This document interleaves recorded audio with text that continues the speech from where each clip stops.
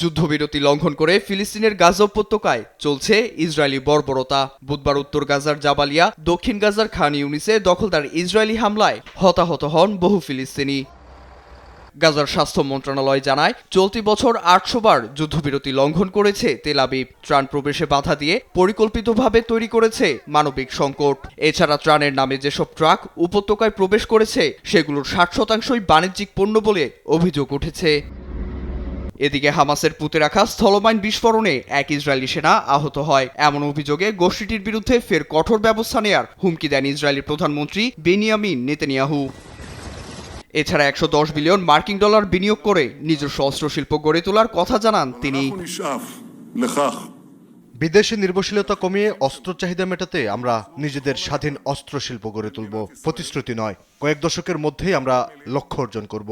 পরিকল্পনা অনুযায়ী প্রতিরক্ষা বিভাগ কাজ চালু করেছে। অন্যদিকে বিস্ফোরণে জড়িত থাকার অভিযোগ প্রত্যাখ্যান করে হামাস জানায়, যুদ্ধবিরতি চুক্তিতে প্রতিশ্রুতিবদ্ধ তারা। এমনকি চুক্তির দ্বিতীয় ধাপ বাস্তবায়নে গোষ্ঠীটির প্রধান আলোচক খলিল আল হায়ার নেতৃত্বে একটি প্রতিনিধি দল তুরস্কে আলোচনায় বসে বলেও জানানো হয়। যুদ্ধবিরতির ভবিষ্যৎ নিয়ে মিশরের কায়রোতে মধ্যস্থতাকারী দেশগুলোর সঙ্গে বৈঠকে বসে ইসরায়েলও। এতে অংশ নেয় সামরিক বাহিনী, শিনবেত ও মোসাদের কর্মকর্তাদের নিয়ে গঠিত একটি প্রতিনিধি দল। এছাড়া আগামী সপ্তাহে মার্কিন প্রেসিডেন্ট ডোনাল্ড ট্রাম্পের সঙ্গে হোয়াইট হাউসে বৈঠকে বসার কথা রয়েছে ইসরায়েলি প্রধানমন্ত্রী নেতানিয়াহুর। নীরব দাস, নিউজ ডেস্ক, দেশ টিভি।